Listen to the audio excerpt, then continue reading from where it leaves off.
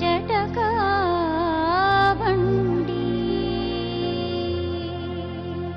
ಯಾಕಂದ್ರೆ ನಾನು ಎಲ್ಲರೂ ಇಲ್ಲೇ ಸಾಯಿಸ್ಕೊಳ್ಬೇಕಂದ್ರೆ ನಾನು ಗಾಡಿ ತಗೊಂಡೋಗ್ಬಿಡ್ಲಿ ಅಲ್ಗೂ ರೆಡಿನೇ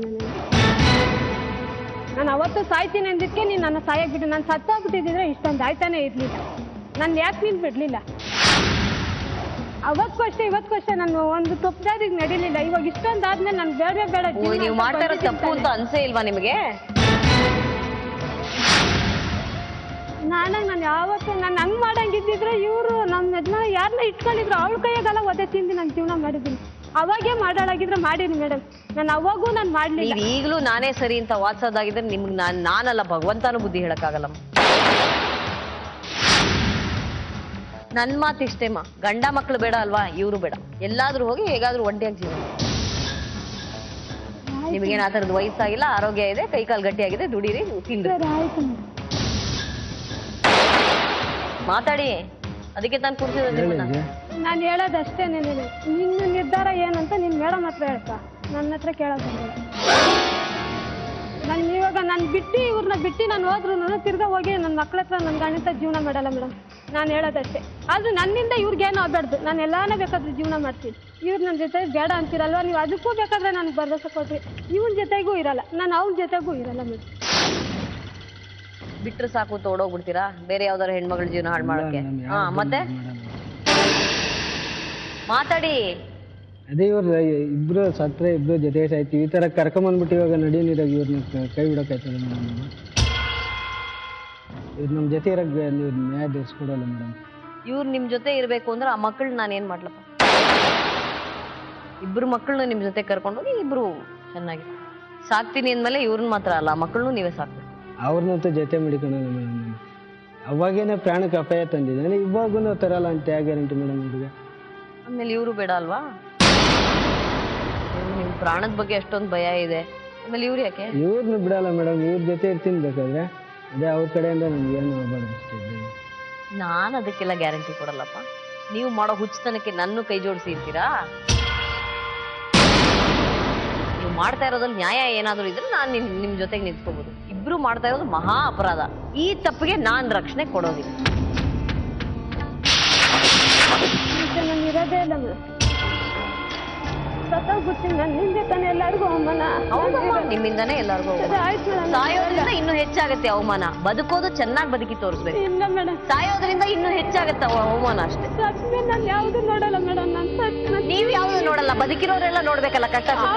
ನನ್ನ ಸತ್ಮೇಲೆ ನಾನು ನಿಮ್ದೇಗಿರ್ತಾರಲ್ಲ, ನಿಮ್ದೇಗಿರ್ಲಿ ಮೇಡಮ್. ನಾನು ಸತ್ತೋಗ್ಬಿಡ್ತೀನಿ.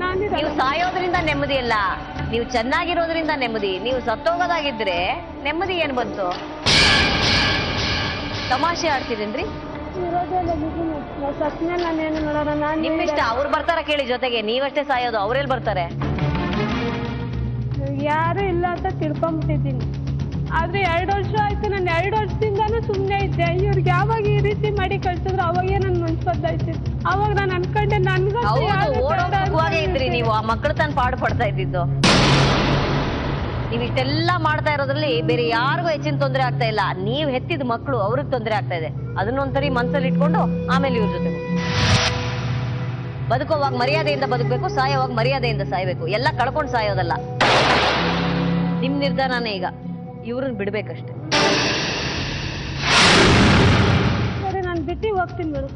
ಆದ್ರೂ ಅವ್ರಿಗೆ ಅವ್ರ ಜಾತಿ ಜನ ಇದ್ದಾರೆ, ಅವ್ರು ಹೋಗಿ ಇರ್ಲಿ. ನನ್ನಿಂದ ಅವ್ರಿಗೇನು ತೊಂದರೆ ಆಗೋದ್ ಬೇಡ. ನಾನು ಇರಲ್ಲ, ಬೇಕಾಗಿಲ್ಲ. ನೀವು ಅವ್ರ ಜೊತೆ ಇಲ್ಲ ಅಂದ್ರೆ ಅವ್ರನ್ನ ತೊಂದರೆ ಮಾಡಕ್ ಅವ್ರಿಗೇನು ತಲೆ ಕೆಟ್ಟಿದ್ಯಾ? ಅವ್ರು ಮಾಡ್ತಾರೆ ಮೇಡಮ್. ಹಂಗಿದ್ರೆ ನಾನು ಅವಾಗೇ ಹೇಳ್ದೆ ಪೊಲೀಸ್ ಸ್ಟೇಷನ್ ಕಂಪ್ಲೇಂಟ್ ಕೊಡ್ಲಿ. ಆ ಥರ ತಪ್ಪು ಮಾಡಿ ಯಾರಾದ್ರೂ ಹೊಡೆಯೋದಾಗಿದ್ರೆ ಪೊಲೀಸ್ ಸ್ಟೇಷನ್ ಕಂಪ್ಲೇಂಟ್. ಗಂಡಿಸ್ತಾನೆ, ನೀವ್ ಯಾಕೆ ಬೇಕು ಅವ್ರಿಗೆ? ಹೇಗೋ ಬದುಕೋತಾರೆ. ನಾನೆಲ್ಲಾನು ನಿಮ್ಮಿಷ್ಟ. ಹೋಗಿ ಯಾವ್ದಾದ್ರು ಚರ್ಚ್ ಸೇರ್ಕೊಳ್ಳಿ, ಅಲ್ಲಿ ಕೆಲಸ ಮಾಡಿ, ಮಕ್ಳಿಗೆ ನೋಡ್ಕೊಳ್ಳಿ, ಕಸ ಹೊಡೀರಿ, ಏನಾದ್ರು ಮಾಡಿ. ಆದ್ರೂ ನನ್ನ ಮಕ್ಕಳು ನನ್ನೂ ಬಿಡಲ್ಲ ಮೇಡಮ್. ಇವಾಗ ಇಲ್ಲೇ ನೋಡಿದ್ರಲ್ಲ, ನನ್ನ ಮಗನು ಯಾವತ್ತಿದ್ರು ನನ್ನ ಸಾಯಿಸ್ತಾನೆ ಮೇಡಮ್. ನನ್ಗೆ ಯಾರು ಬೇಡ ಮೇಡಮ್. ಮಕ್ಕಳು ಬೇಡ, ನನ್ಗೆ ಯಾವ್ದು ಬೇಡ. ನನ್ನ ಬೇಕಾದ್ರೆ ನನ್ನ ನೆರಳು ಸತ್ತಾದ್ರೂ ಅವ್ರಿಗೆ ಹೇಳ್ತೀನಿ, ಯಾವ್ದನ್ನ ಬೇಕಾದ್ರೆ ಇದು ನೋಡ್ರಿ. ಆಯ್ತು, ನನ್ ಯಾರು ಬೇಡ. ಆಯ್ತು ಆಯ್ತು. ಪ್ರೀತಿಯ ವೀಕ್ಷಕರೇ, ಇವತ್ತಿನ ಬದುಕು ಜಟಕಾ ಬಂಡಿಯನ್ನ ಮುಗಿಸುವಂತ ಸಮಯ ಬಂದಿದೆ.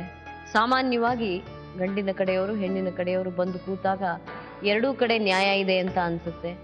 ಇಬ್ಬರೂ ನೋವು ಪಟ್ಟಿದ್ದಾರೆ, ಹಾಗಾಗಿ ಯಾರ ಕಡೆ ನಾವು ನಿಲ್ಲೋದು ಅನ್ನೋ ಗೊಂದಲ ಒಂದು ಉಂಟಾಗುತ್ತೆ. ಬಹಳ ಕಷ್ಟ ಕೂಡ ಆಗಿರುತ್ತೆ ಕೊನೆಯಲ್ಲಿ ಪರಿಹಾರವನ್ನ ಸೂಚಿಸೋದು. ಆದರೆ ಇವತ್ತಿನ ಕಥೆಯಲ್ಲಿ ಪ್ರಾರಂಭ ಆಗಿದ್ದೇನೋ ಎಲಿಜಬೆತ್ ಮತ್ತು ರವಿಕುಮಾರ್ ಬಂದು ನನ್ನ ಪಾದ ಹಿಡ್ಕೊಂಡು ನಮಗೆ ರಕ್ಷಣೆ ಕೊಡಿ, ಕಾಪಾಡಿ ಅಂತ ಇವತ್ತಿನ ಕಥೆ ಪ್ರಾರಂಭ ಆಯಿತು.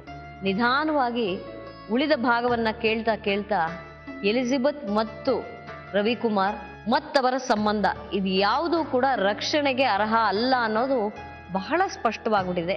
ಧಾರ್ಮಿಕ ರೀತಿಯಲ್ಲಿ ನೋಡಿದ್ರು ತಪ್ಪು, ನಾವು ಸಮಾಜದ ರೀತಿಯಲ್ಲಿ ನೋಡಿದ್ರು ತಪ್ಪು, ಕಾನೂನಿನ ರೀತಿಯಲ್ಲಿ ನೋಡಿದ್ರೆ ದೊಡ್ಡ ಅಪರಾಧ. ಎಲ್ಲದಕ್ಕಿಂತ ಹೆಚ್ಚಾಗಿ ಯಾತಕ್ಕಾಗಿ ಆಕೆ ಇಷ್ಟೊಂದು ಕಟುಕಳ ಹಾಗೆ ಹೃದಯವೇ ಇಲ್ಲದೆ ಮಾತಾಡ್ತಾಳೆ ಅನ್ನೋದು ಅರ್ಥ ಆಗಲ್ಲ. ಗಂಡ ಕೆಟ್ಟವನಿರ್ಬಹುದು, ಆದ್ರೆ ಮಕ್ಕಳು ಕೆಟ್ಟವ್ರೆ. ಮಕ್ಕಳು ಬೇಡ ಅಂತ ಹೇಳುವ ತಾಯಿ ಪ್ರಾಯಶಃ ಪ್ರಪ್ರಥಮವಾಗಿ ನಾನು ಬದುಕು ಜಟಕಾ ಬಂಡಿಯಲ್ಲಿ ನೋಡ್ತಾ ಇರುವಂಥದ್ದು. ನನ್ನ ಜೀವನದಲ್ಲೇ ನಾನು ಇಂತಹ ವ್ಯಕ್ತಿಯನ್ನ ಸಂಧಿಸಿಲ್ಲ. ನವೀನ್ ಮತ್ತು ಪ್ರವೀಣ್ ಬಗ್ಗೆ ನನಗೆ ಅನುಕಂಪ ಮೂಡುತ್ತೆ. ಇಂತಹ ತಾಯಿಗೆ ಮಕ್ಕಳಾಗಿ ಹುಟ್ಟುಬಿಟ್ಟಿದಾರಲ್ಲ ಅಂತ. ಅಷ್ಟೊಂದು ಸ್ವಾರ್ಥವುಳ್ಳ ತಾಯಿ ಈ ಪ್ರಪಂಚದಲ್ಲಿ ಇದ್ದಾಳೆ ಅಂದ್ರೆ ಇವಳೇ ಪ್ರಾಯಶಃ ಮೊದಲನೇವಳೇನು. ಕೊನೆಯಲ್ಲಿ ಆಕೆಯ ಬಗ್ಗೆನೂ ಅನುಕಂಪನೇ ಮೂಡುತ್ತೆ. ಇಂತಹ ಸ್ವಾರ್ಥಿ ಈ ಪ್ರಪಂಚದಲ್ಲಿ ಹುಟ್ಟಬಾರದು. ಎಲಿಜಬೆತ್ಗೆ ನಾನು ಹೇಳುವ ಕಿವಿ ಮಾತು ಇಷ್ಟೇ, ಮಕ್ಕಳು ಬೇಡ ಗಂಡನೂ ಬೇಡ ಅಂದಮೇಲೆ ಈ ರವಿಕುಮಾರನು ಇರಬಾರ್ದು. ನನಗೆ ಮೋಹ ಬೇಕು, ಜವಾಬ್ದಾರಿ ಬೇಡ ಅಂತ ಹೇಳುವ ವ್ಯಕ್ತಿಗೆ ಇಲ್ಲಿ ಬದುಕು ಜಟಕಾ ಬಂಡಿಯಲ್ಲಿ ಜಾಗವಿಲ್ಲ, ಬದುಕು ಜಟಕಾ ಬಂಡಿಯ ಸಹಾಯವೂ ಸಿಗೋದಿಲ್ಲ. ಹಾಗಾಗಿ ಎಲಿಜಬೆತ್ ತನ್ನ ಬದುಕನ್ನ ಎಲ್ಲಾದ್ರೂ ಹೋಗಿ ಹುಡುಕೊಳ್ಳಿ, ಇದು ನನ್ನ ನಿಲುವು ಸರಿಯಾಗಿದೆ ಅಂತ ನೀವು ಭಾವಿಸ್ತೀರಿ ಅಂತ ಅಂದ್ಕೊಂಡು ಇವತ್ತಿನ ಬದುಕು ಜಟಕಾ ಬಂಡಿಯನ್ನ ಮುಗಿಸ್ತಾ ಇದ್ದೀನಿ.